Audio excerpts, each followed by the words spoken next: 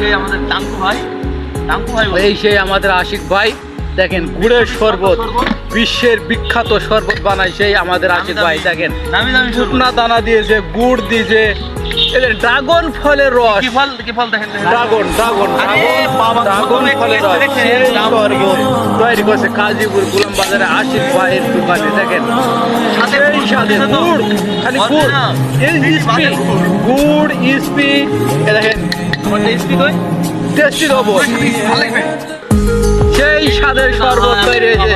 খাওয়ার জন্য চলে আসলে কাজীপুর গোলাম বাজারে চলে আসেন আশিক ভাইয়ের দোকানে। মাত্র 10 টাকা গ্লাস, মাত্র 10 টাকা,